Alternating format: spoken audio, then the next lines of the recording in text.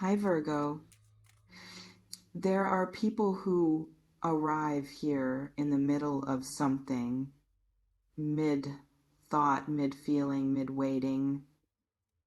And then there are those who arrive here because the waiting itself has become its own kind of unbearable, not loud, not dramatic, just that specific, low, relentless wait of not knowing when.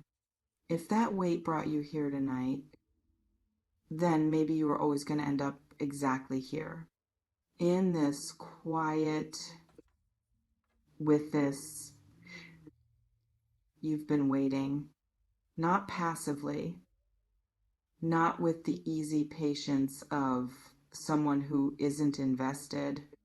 You've been waiting the way people wait when it matters. When the thing on the other side of the wait has a weight to it, when every ordinary day that passes carries underneath it the quiet question: is today the day? Is this the moment? Is this finally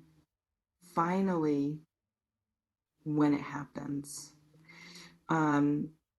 And you've gotten good at hiding the waiting, at performing a kind of calm that doesn't fully match what's happening underneath.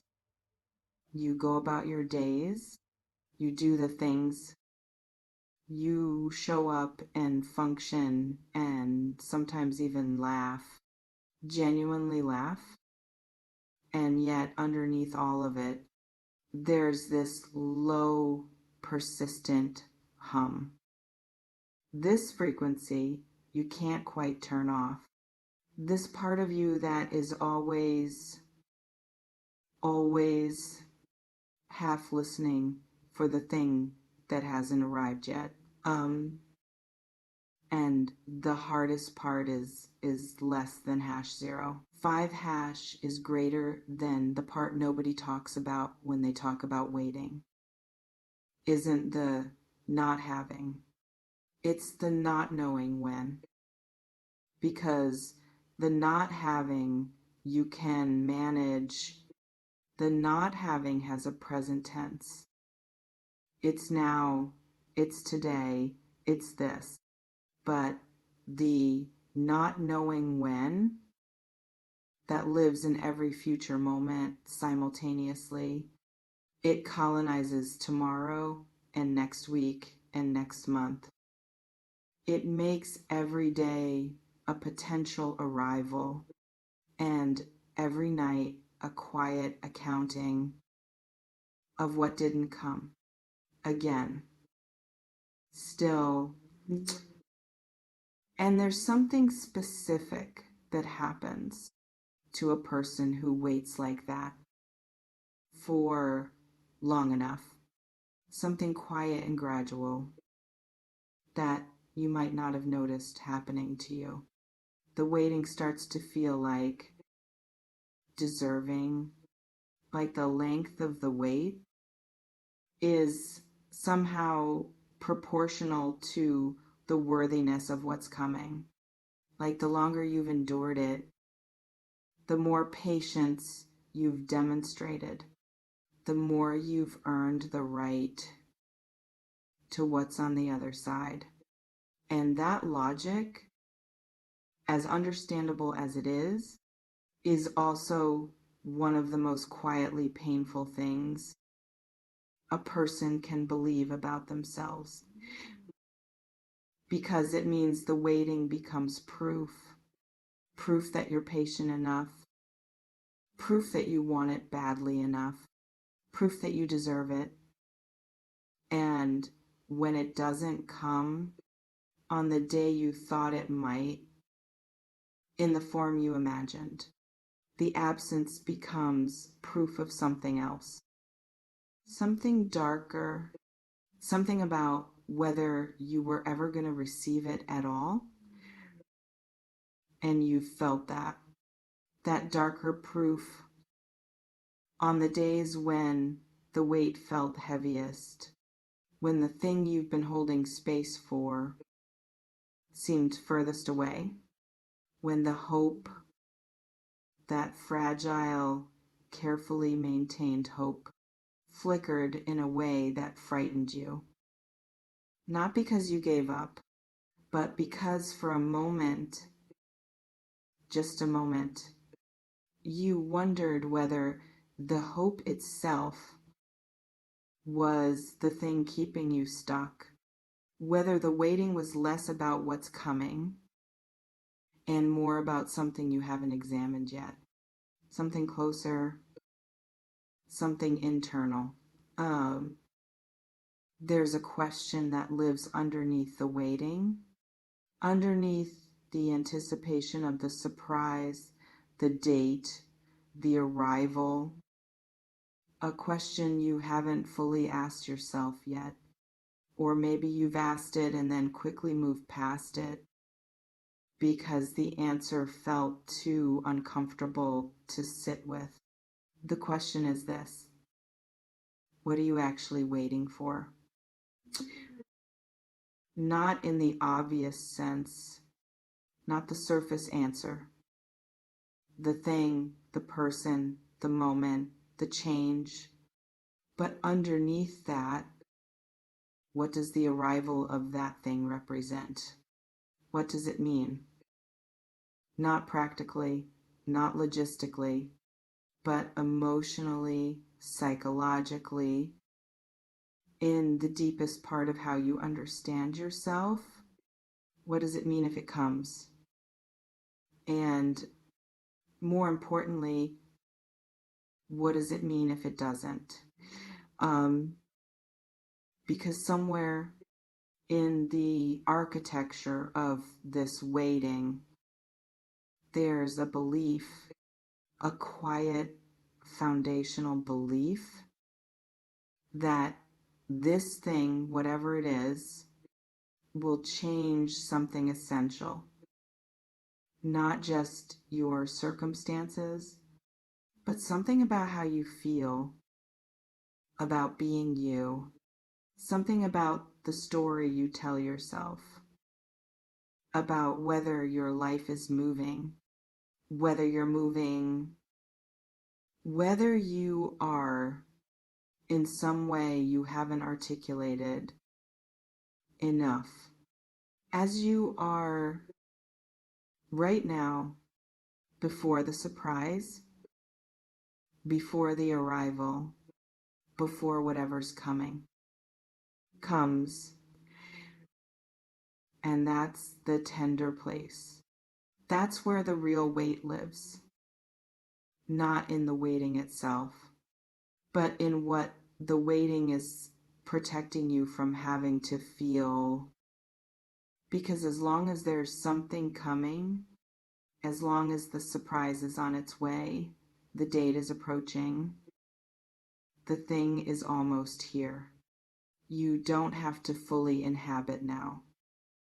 You can live slightly in the future, slightly ahead of the present moment, in the version of your life where the thing has arrived and everything that comes with it. And the present moment, this one, the actual one, stays at a slight distance. Not because it's bad, not because there's nothing here, but because here, the actual here, doesn't have the answer yet, doesn't have the resolution, doesn't have the proof, and so you hover is less than #0. 5# is greater than slightly, carefully, just above it, waiting for the moment when you can finally land, when the arrival gives you permission to be fully present in your own life. But here's what's strange about that. Here's the thing worth sitting with very carefully. The surprise, whatever it is, whenever it comes, will arrive into the same you that's waiting for it right now. It won't arrive into a different version of you, a more prepared version, a more ready version. It will arrive into this one, the one that's been hovering, the one that's been half present, the one that's been living slightly in the future, to avoid being fully in the now. And if that pattern doesn't shift, if the waiting doesn't change, there's a real possibility that the arrival, when it comes, will simply become the next thing. You wait for the meaning of the next threshold, the next date, the next surprise that will finally make everything make sense. That's not a criticism. It's important to say that that's just a pattern, a very human pattern, one that almost everyone who has ever waited for something significant has fallen into at some point. The pattern of conditional presence.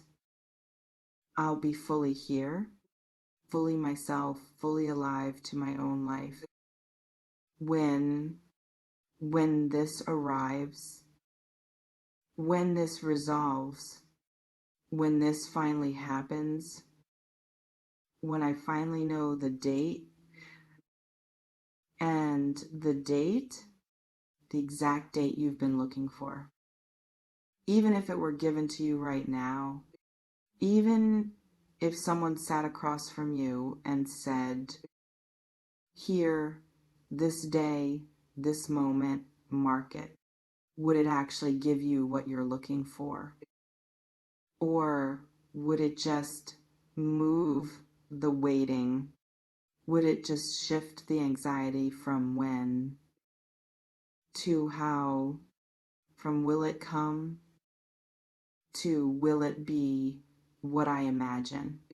From the uncertainty of timing to the uncertainty of form, because the uncertainty, the deep structural uncertainty, doesn't live in the date. It lives in the belief that you need what's coming to be okay right now.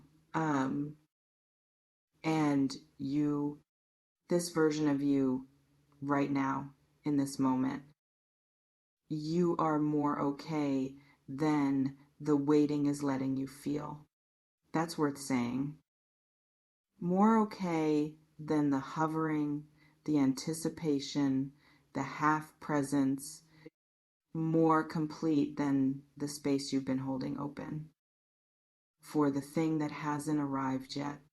Not perfect, not without the longing. The longing is real and it's valid, but more whole than the waiting suggests. Because here's something about surprises.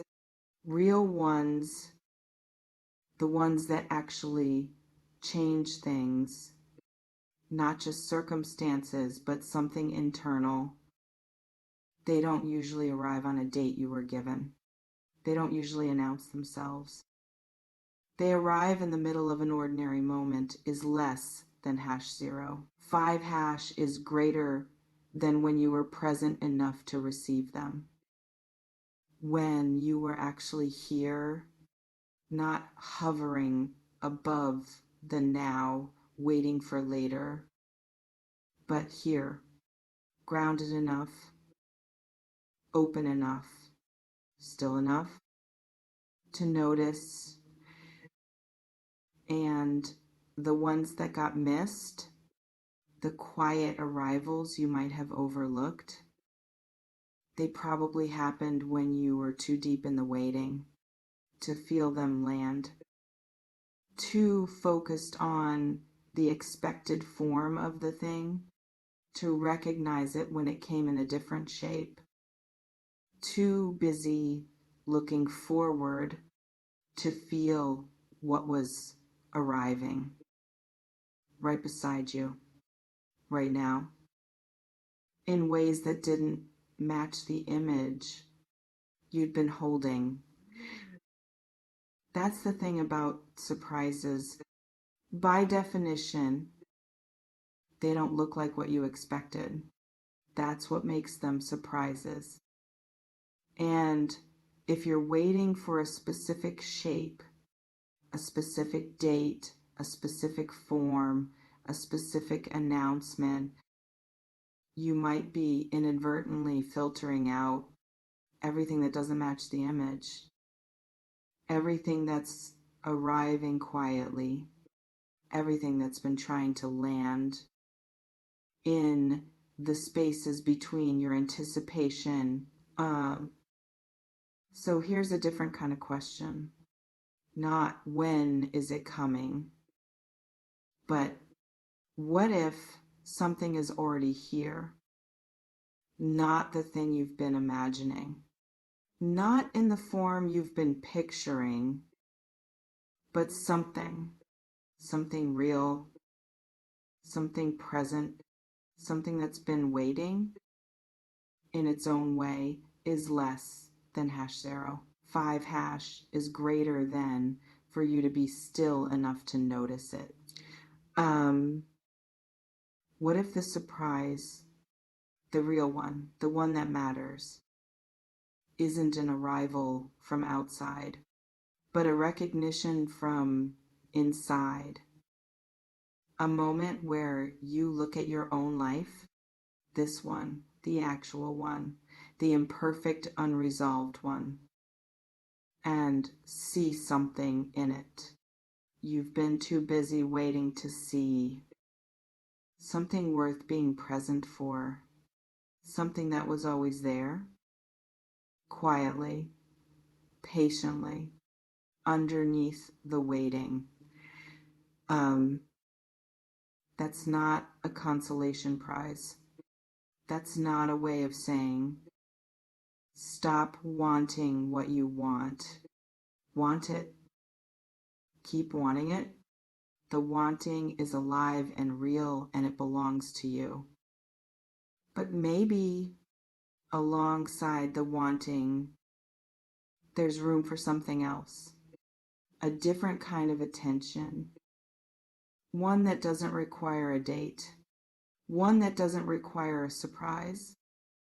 One that just requires you, here, now, fully landed in your own life for the first time in a while. Because the version of you that receives the surprise when it comes in whatever form it takes, that version is being shaped right now. In this moment, in the quality of attention you bring to today, in whether you're present enough to notice what's already arriving, in whether you're grounded enough to receive something real when it finally finds you. And it will find you. Not because of a date, not because the timing is right, but because this version of you, the one who has waited this long, the one who has kept the hope alive through the not knowing, you are the kind of person that real things find. Eventually, in their own time, in their own form, and maybe the only thing left, the only thing actually being asked of you right now is to be here when they do. Actually here, not hovering, not half present,